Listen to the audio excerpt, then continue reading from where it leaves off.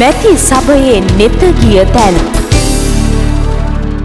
කතානායකතුමනි, විශේෂයෙන්ම කරුණු කීපයක් පැහැදිලි කරන්නට මට අවස්ථාව දීම ගැන මම පළමුවෙන්ම ඔබතුමාට ස්තුතිවන්ත වෙනවා.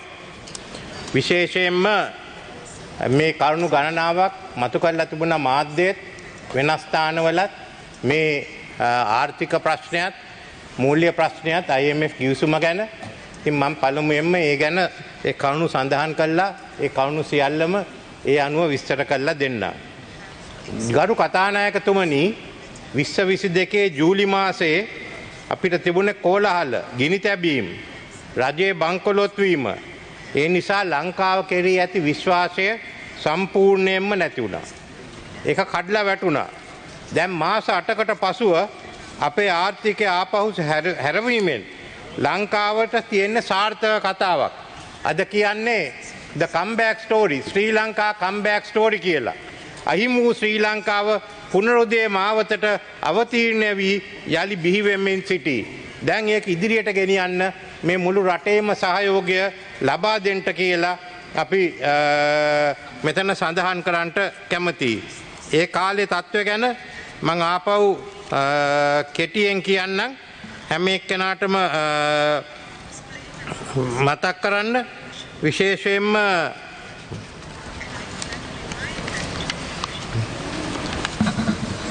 අපි 2019 අගභාගයේදී අපේ බදු කපා හැරීමෙන් දළදේශීය නිෂ්පාදනයෙන් 4% අපිට නැති වුණා. ඊට පසුව කොවිඩ් වසංගතය නිසා අපේ ආර්ථිකය තවත් පිරිහුණා. මේ ප්‍රතිඵලයක් හැටියට ඇමරිකා එක්සත් ජනපද ඩොලර්ට සාපේක්ෂව ශ්‍රී ලංකා රුපියල 2022 පෙබ්‍රවාරි සිට මාස 3ක් ඇතුළ 40%කින් පිරී ගියා. ඉන් අනතුර රුපියල දිගින් දිගටම පිරී ගියා. එමෙන් 2022 වසර පුරාම ආර්ථික වර්ධනය 7.8කින් හැකිලී ගියා. 2022 සැප්තැම්බර් වෙන 2022 අපි සැප්තැම්බර් වෙනට උද්දමනය 70%ක ඉක්මුවන අතර ආහාර උද්දමනය 95%ක් තරම් ඉහළට ගියා. අන්න එහෙම තත්වයකින් තමයි අපි තිබුණේ. මේ පසුබිමේ ජූලි මාසයේ ජනාධිපති තනතුර බාරගත්තේ ජනතාව දුක් විඳින අවස්ථාවක, බලාපොරොත්තු කඩ වුණු අවස්ථාවක රට යලිත් ගොඩ ගන්න හැකි වෙයි මම විශ්වාස කර නිසා. ඒ වගකීම මම ඒ නිසා බාරගත්තා. උද්ඝෝෂණ විරුද්ධතා මැද මම මේ වගකීම බාරගත්තා. නොඑසේ නම් රට සම්පූර්ණ විනාශයකට පත් වෙනවා. මගේ ගෙදර පුස්තකාලයේ චිත්‍ර ගිනිබත් වලින් විනාශ වුණාට මම ඒකට පසුබට උනේ නැහැ. රට විනාශ නොවි රට ගොඩ ගන්න අපි ක්‍රියා කරා. ඒ නිසා විශේෂයෙන්ම මම කියන්න කැමති ඒ කාලේ වෙනකොට අපිට IMF ශ්‍රී ලංකාවේ මුළු ණය ප්‍රමාණය ඇමරිකන් ඩොලර් බිලියන 83.6යි. ඒකේ විදේශ ණය ඇමරිකන් ඩොලර් බිලියන 41.5යි. දේශීය ණය ඇමරිකන් ඩොලර් බිලියන 42යි. සම්පූර්ණයෙන් බිලියන 83.6යි. මේ වන විට අගවන පැවති සමස්ත ණයතොගයද දේශීය නිෂ්පාදනයෙන් ප්‍රතිශතයක් ලෙස 128කට පත් වෙලා තිබුණා. දෙපාර්ශ්වික පුද්ගලික ණය ආපහු නොගියව නිසා 2022 අප්‍රේල් සිට දෙසැම්බර් දක්වා නොගෙවූ හිඟ ණය ප්‍රමාණය ඇමරිකන් ඩොලර් බිලියන 2.7යි එස්ටිමේට් කර ඇත. විදේශ විනිමය හිඟ උග්‍ර අතට හැරීම නිසා 2022 මැද භාගය වන විට ශ්‍රී ලංකාවට විදේශ වලින් භාණ්ඩ හා සේවා ගැන්වීමට නොහැකි තත්ත්වයක් උද්ගත වුණා. 2022 මැයි මාසයේදී විදේශ ණය වලට අදාළ පොලිය ගෙවීමට අසමත් වුණා. ශ්‍රී ලංකාව ඉතිහාසයේ ප්‍රථම වතාවට තමයි මෙවැනි තත්ත්වයක් අපිට සිදු වුණේ. ආණ්ඩුව එදා බාර අරගෙන ගත්ත අවස්ථාවේදී මට තිබුණේ IMF, ලෝක බැංකු, ADB සමග සාකච්ඡා ආරම්භ කර මම සැප්තැම්බර් මාසයේදී විස්තීර්ණ ණය පහසුකම් එකඟතාවය විශේෂයෙන්ම IMF සංවිධානය සමග එකඟත්වයකට ආවා. ඒකම අපි ඒ සඳහා අපිට ඒ ගිවිසුම ගැන මම වචන ස්වල්පයක් කියන්න. විශේෂයෙන්ම ඒ විස්තීර්ණ ණය පහසුකම්මට පහත සඳහන් ප්‍රධාන ප්‍රතිසංස්කරණ 6ක් ඇතුළත්. අයන්න ආදායම් පාදක රාජ්‍ය මූල්‍ය ඒකාබද්ධ කිරීම. මේ යටතේ රාජ්‍ය මූල්‍ය ශ්‍රේෂ්ඨට අදාළ ආයතනික ප්‍රතිසංස්කරණ සමාජ ආරක්ෂණ ජාලය ශක්තිමත් කිරීම හා රාජ්‍යාංශයේ ව්‍යාපාර ප්‍රතිසංස්කරණය කිරීමද ඇතුළත්ය. ආයන්න රාජ්‍ය ණය ප්‍රතිව්‍යුහගත කිරීම. ඇන්න මූල්‍ය ස්ථායීතාවයේ ප්‍රතිස්ථාපනය කිරීමත් නම් මේ විදේශ විනිමය අනුපාත ක්‍රමයක් යටතේ විදේශ සංචති ගොඩනැගීම තහවුරු වන ආකාරයට බහුවිධ ක්‍රමෝපායන් ක්‍රියාත්මක කිරීම. ඇයන්න මූල්‍ය අංශයේ ස්ථායීතාවයේ තහවුරු වන ආකාරයට අදාළ ප්‍රතිපත්ති ප්‍රතිසංස්කරණ ක්‍රියාත්මක කිරීම. ඊයන්න දූෂණ තත්වයට පාලනය කිරීම සඳහා අවශ්‍ය ව්‍යුහාත්මක ප්‍රතිසංස්කරණ ක්‍රියාත්මක කිරීම. මම හිතන්නේ ඇමතුමා ඒ කෙටුම්පත දැන් අද නැතහෙට සභාගත කරයි. ඊයන්න ආර්ථික වර්ධනය ඉහළ නැංවීමට අවශ්‍ය ක්‍රියාමාර්ග ගැනීම. මෙන්න මේ අනුව තමයි අපි නද විදේශ ණය හිමියන්ගෙත් ගේ මූල්‍යකරණ සහතිකය ලබා ගත්තේ ෆයිනෑන්ෂල් ඉන්ෂුරන්සස්. මේ පියවර ගත්ත නිසා තමයි අපිට මූල්‍යකරණ සහතිකය ලැබුණේ. මූල්‍යකරණ සහතිකය නිසා තමයි විශේෂයෙන් මේක ලබා දුන්න පැරිස් ක්ලබ් හා ඉන්දියාව පොදුවේ ක්‍රියා කළ අපි එක ලබා දුන්නා.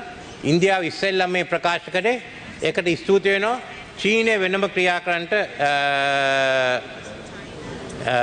බලාපොරොත්තු වෙනවා. එහෙනම් එක අතකින් පැරිස් ක්ලබ් එක සහ ඉන්දියාව සමග අපි සාකච්ඡා කරනවා. අනික් අතින් චීනය සමග සාකච්ඡා කරනවා. මේ සාකච්ඡා වලින් පස්සේ පුද්ගලික නායකරුවන් එක්ක අපිට සාකච්ඡා කරන්න තියෙනවා. මේ ගිවිසුම නිසා අපිට IMF එකෙන් මං ඩොලර් බිලියන 3ක් විතර ඊළඟ අවුරුදු 4 ලැබෙනවා. ඒ වගේම අනික් ආයතනෙත් මුළු ප්‍රමාණය ගත්තොත් මේ අපිට බිලියන 7ක් විතර ලබා ගන්නට පුළුවන්. ඒ මුදල් උවමනයි. ඒකම මේකේ ප්‍රතිඵලයක් දැන්ටම පේනවා. විදේශ බැංකු මූල්‍ය ආයතන විශ්වාසය අපි ආපහු ලබාගෙන තියෙනවා. දැනටම ආර්ථික ස්ථාවරභාවය ඇති වීගෙන යනවා. සමාජ ආරක්ෂණයට වැඩි මුදලක් ලැබෙනවා. ආයෝජකයන් ලංකාව දිහා බලනවා. ඉතින් 16 වතාවක් IMF ගිවිසුම් වලට පැමිණලා අපි සම්පූර්ණයෙන්ම ක්‍රියා කරේ නැහැ. එනේ 17 වෙනි අවස්ථාවේදී ස්ථාවර කර පදනමක් එනකොට අපේ දීර්ඝකාලීන දුර්වලකම් නැති කළා අලුත් වැඩසටහනකට යන්න තියෙනවා. මේකට කරුණු කීපයක් තියෙනවා. එකක් තමයි ණය පිළිබඳ ණය ප්‍රතිව්‍යුහගත කිරීම පිළිබඳ අපිට තියෙන සාකච්ඡා. ඒක අපේ දෝපාර්ශ්වික රටවල් එක්කත් ඒ වගේම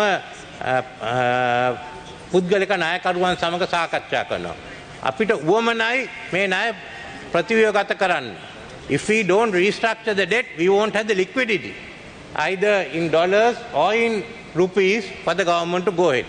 එහෙනම් මේවැ තත්ත්වක තියයි බලන්නේ මේ නිසා ආපහු රජයට උවමන ඒ සේවයන් සඳහා මුදල් ලබා ගන්න.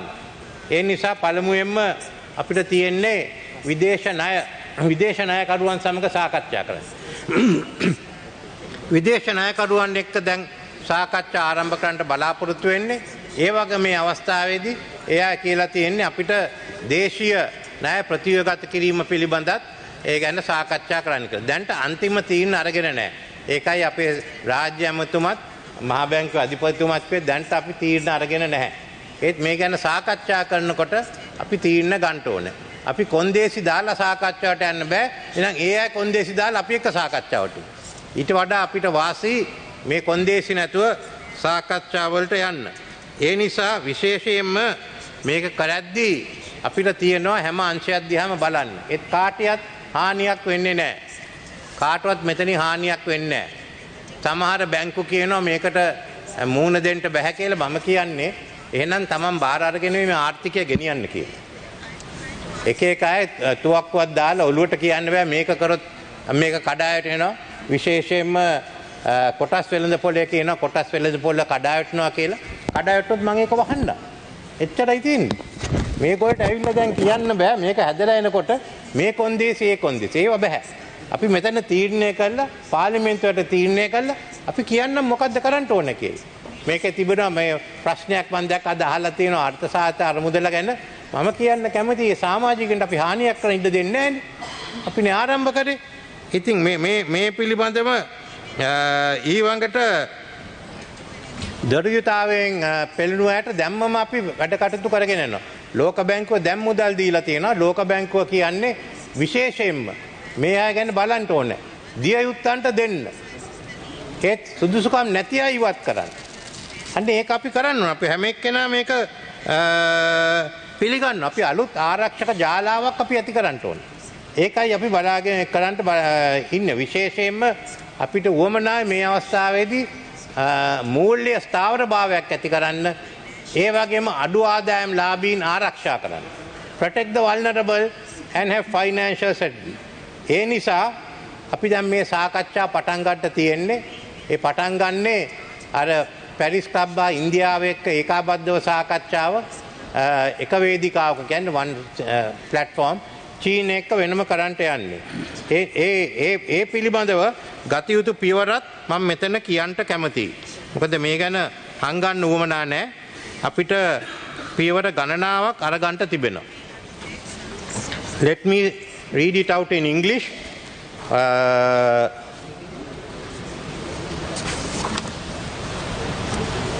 We have taken 9 prior actions which we agreed to. So we are qualified under that. These are fiscal consolidation, cabinet approval of revenue measures to support fiscal consolidation during 2023 in line with the program parameters.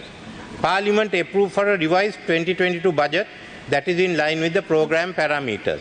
Submission to Parliament of the 2023 appropriation bill that is in line with the program parameters. Fiscal structural reform, cabinet approval to automate monthly retail fuel price adjustments as prescribed by the 2018 fuel pricing formula to achieve cost recovery. Cabinet approval to automate semi-annual cost recovery based electricity price adjustments. Multiple pillars. Cabinet approval of a new Central Bank Act with amendments from the bill submitted to Parliament in November 2009 in consultation with the IMF staff. That has been done. Now we have to pass the bill here. Financial stability. Cabinet approval of Banking Special Provision Act to strengthen key elements of the CBSL crisis management powers. Hiring by the CBSL of an independent firm to conduct banking sector diagnostic exercise based on terms of reference and timeline established in consultation with IMF staff. Price stability. Increase policy interest rates by 100 basis points to ensure forward-looking real policy rates on a firmly upward path. Then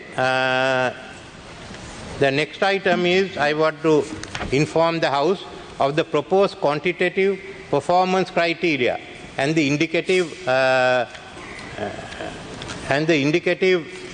targets. Central government primary balance 2022 minus 895 billion. By end December we want to make it minus 209 billion. The net official international reserves US dollars million 3,540,000 minus. By end December we want it to be minus 1,592,000. Net credit to the government of the CBSL rupees 2,834 billion. By end December it should be 2,740 billion.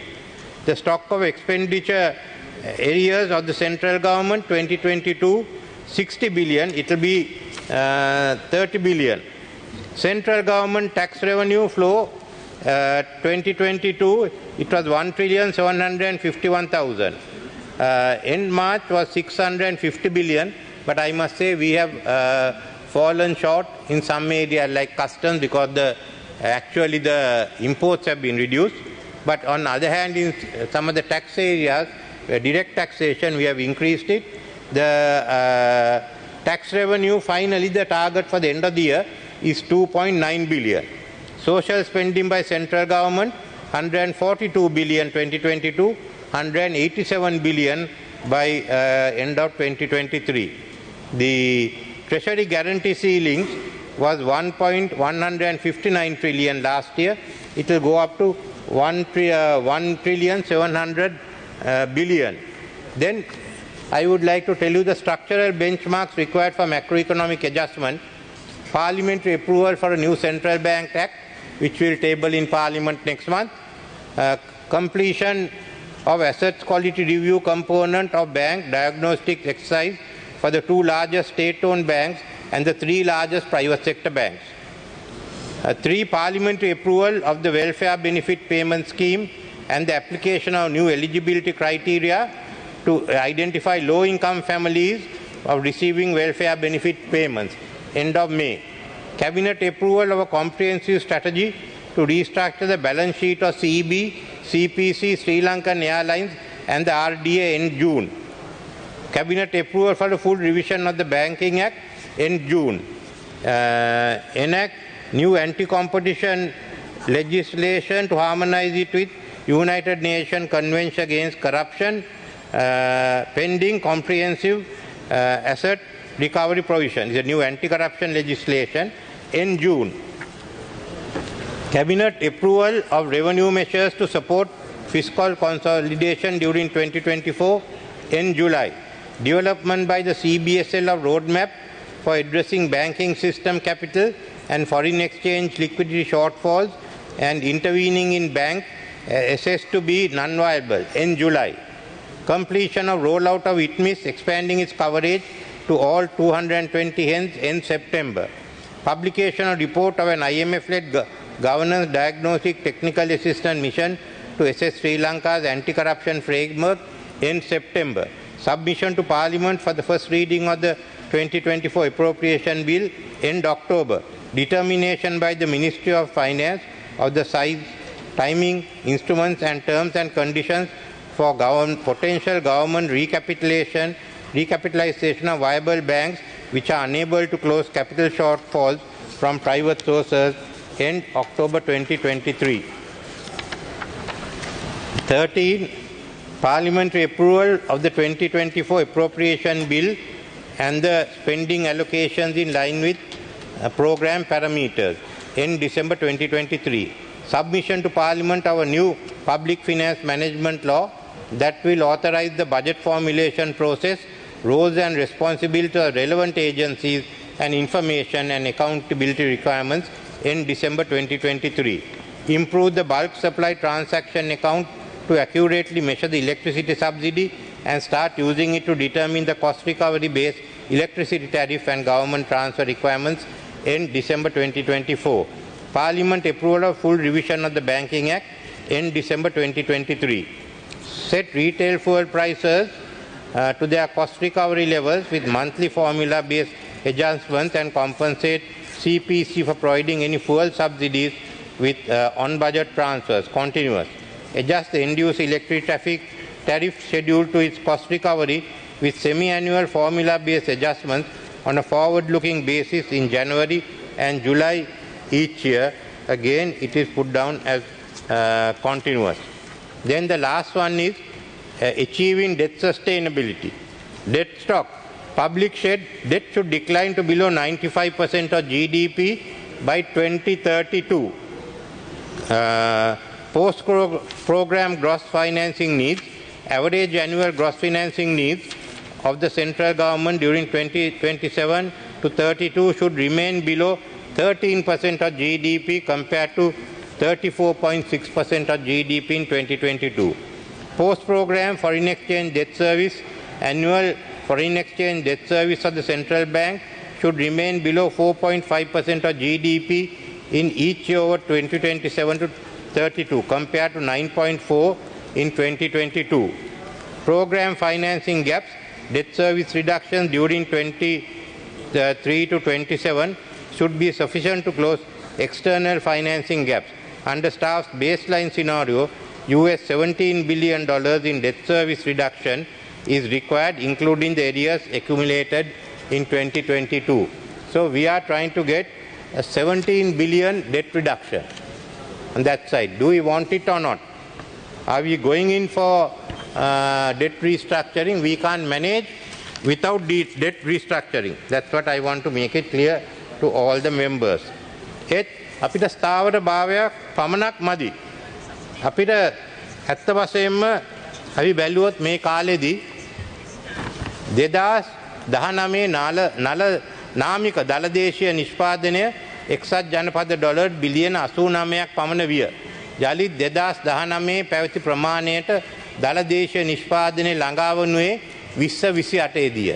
ඒ යන්නේ 3% වර්ධන වේගය එක්ක.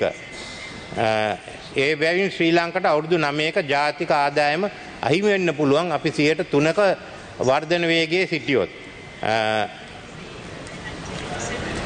ශ්‍රී ලංකාවේ ඒ වගේම ශ්‍රී ලංකා ආර්ථිකය 2023 දී 3%කින් පමණ පහළ යාමට නියමිත බව දක්වා ඇත. ආර්ථික ධනාත්මක භාවයේ දිශාවට තහවුරු වීම අපේක්ෂා කළ හැකි වන්නේ 2023 අගකාර්තුවේය. 2019 සිට අඩුතරමින් 3%කින් හෝ 7%ක වර්ධන වසර 9ක් තුළ පැවතියේ නම් අපගේ දළදේශීය නිෂ්පාදනය ඩොලර් බිලියන 110කි. එහෙත් අපි 5%කට ගියොත් ඒක ඩොලර් බිලියන 130යි. අපි බලන්නේ ඇත්ත වශයෙන් පළවෙනි අවුරුදු 2-3 දී අපිට 3%ක 4%කට යන්න වෙයි. ඊට පස්සේ අපි මේ කාල සීමාව තුලදී අඩු ගානේ 6%ක 7%ක වර්ධන වේගයෙන් යන්න තියෙනවා. ඒ වර්ධන වේගයේ අනේකට අපේ මේ සභාවේ මේ දෙපැත්තෙම අය එකඟ වෙන්න කියලා මම අහනවා. මේක මේ 7%ක් අපිට 8%ක් කරන්න පුළුවන් නම් ඒ අවස්ථා තියෙනවා. ඒ සඳහා තමයි මේ සම්පූර්ණ නීති ප්‍රතිව්‍යුහගත කරන්නේ. රීස්ට්‍රක්චරින් ෆොර් ග්‍රෝත් අපිට සමහර නීති ඉවත් කරන්න තියෙනවා. සමහර අපෙන් අහනවා ඒ සංස්ථා විකුණන්නේ. ඒ සංස්ථා ඉවත් කරන්නේ. මීට වඩා හොඳට ක්‍රියාත්මක කරන්න පුළුවන් පුද්ගලික අංශයෙන් ඒක බාර දෙන්න. ඒ වගේම තමයි එක කොන්දේසි අපි දාලා අවුරුදු 25ක් 30ක් තුල අපි විවිධ සීමා පැනෙවුවා. එක අමාත්‍යාංශ කැමති වුණේ විදියට. අපි දැන් ආර්ථිකයේ දිහා බලලා තියෙන සීමා කොමක්ද, ඉවත් කරන සීමා කොමක්ද කියලා අපි තීරණ ගන්න ඕනේ. අපිට උවමනා මේ හැමතැනම අපි ඔක්කොම highly competitive social market economy. ඉතා තරඟකාරී සමාජ සාධාරණ නැති වෙළඳ ව්‍යාපාරයක්. අපිට ඕන වෙලාවත් we want a green economy. Haritha ආර්ථිකයක්. We have to get a digital economy. Digital කරන්නේ ඇතුළේ ආර්ථිකයක්. මෙන්න මේවා ඇති කරන්න තමයි අපි ක්‍රියා කරන්නේ. මේ සඳහා විවිධ ක්‍රියාකාරකම් තියෙනවා. සමහර ඒවා කෘෂිකර්මයේ නවීකරණය කිරීම, අලුත් කර්මාන්ත ගේන ඒ පිළිබඳ මම වෙනම කතාවක් කරන්න ඉන්නේ. අද එතන විශේෂයෙන් මේ කාරණා ගැන අපි වෙනම සාකච්ඡා කරමු. මේකෙන් පසුව IMF දිවිසුම හැර වෙන විකල්පයක් අපිට අද නැහැ. කවුරුත් එකක් යෝජනා කළත් නැහැ. ඉතින් වෙනම විකල්පයක් නැත්තම්, ක්‍රියාකාරී විකල්පයක් නැත්තම් අපිට තියෙන්නේ මේක අනුමත කිරීම. මම කැමතියි විශේෂයෙන්ම අපේ සජ්ජබේ මන්ත්‍රීවරුන්ටත් කියන්න, එක්සත් ජාතික පක්ෂ හිටුවේ කාලේ ඉඳන් අපි හැම වෙලේම කිව්වා IMF සමග විශේෂයෙන්ම එකතු වෙලා වැඩ කරන්න කියලා. දැන් වැඩසටහනක් ඇවිල්ලා තියෙනවා. දෙපැත්තම ඒක පිළිගන්න ලෑස්ති තත්වයක තියෙන්නේ. අයින අපි ඔක්කොම එකතු වෙලා මේක සම්මත කරමු කියලා මම කියන්න කැමතියි. ඒ එක්කම මේකේ අඩුපාඩුකම් තියෙන ඒවා මේ මාස 6න් 6ට IMF කණ්ඩායම වෙන නිසා අපිට සාකච්ඡා කරන්න පුළුවන්. සමහර වෘත්තීය සමිතියම තමන්ගේ බදු ගැන ප්‍රශ්න ඇති කරලා තියෙනවා. ඒක ඔක්කොම මේ සාකච්ඡා කරලා මාස 6න් 6ට අපි ඒක විසඳන්න යමු. ඊට පසුව අපි ඔක්කොම එකතු වෙලා එක ජාතික ප්‍රතිපත්ති රාමුවක් හදමු. 2048 වෙනකම් මේ රටේ තියෙන ජාතික ප්‍රතිපත්ති රාමුව කුමක්ද? ඒ වගේම අපි ආණ්ඩුවෙන් ඉදිරිපත් කරන කෙටුම්පතක් විශේෂයෙන්ම පළවෙනි අවුරුදු 5 ප්‍රතිපත්තිය වැඩසටහන. අපි ඒක සාකච්ඡා කරමු. ජාතික සභාවක් තියෙනවා. මේවා තියෙනවා විශේෂයෙන්ම වෙනත් සභාවල්, කාරක සභාවල්, පාර්ලිමේන්තුවේ. එනම් මුළු පාර්ලිමේන්තුවම ආණ්ඩුවක් බවට පත් වෙමු. මේ වැඩ කටයුත්ත කරන්න. මේ සඳහා අපි එකතු වෙමු. අනෙක් ප්‍රශ්න ගැන විවිධ මත තියෙන්න පුළුවන්. ඒත් මේකට මම කියන්නේ අපි හැම එක්කෙනාටම අපි හැම එකම එකතු වෙලා ඒ සහයෝගය දෙන්න කියලා. අපිට තියෙන්නේ දැන් 48ට වෙනුවෙන් රට හදන්ට. අපි මේක නැකරුවොත් අපි තරුණයන්ව පාවලා දෙනවා. එයාගේ අනාගතය නැති කරනවා. අන්න ඒ අය දිහා බලන්න. ඒ ගැන හිතන්න. අපේ බලේ කේන්ද්‍රය ගැන විතරක් හිතන්න එපා. බලේ මාරු කරන විතර අපි කාටවත් ඉන්න බැරි වෙනවා තව අවුරුදු 2-3කින් මේ වැඩ කටයුත්ත කරන්නේ නැත්තම්. ඒ නිසා අපි සියලු දෙනාම එකතු වෙන්න මේක අනුමත කරන්න. ඊට පස්සේ අපි එකට එකතු වෙලා අවුරුදු 2048 වෙනකන් තියෙන ප්‍රතිපත්ති මාලාව සකස් කළා. ඒ වගේම පළවෙනි අවුරුදු 5 ඒ වැඩසටහනත් ක්‍රියාත්මක කරන්නට කියලා ඉල්ලමින් මගේ වචන ස්වල්පය මම අවසන් කරනවා.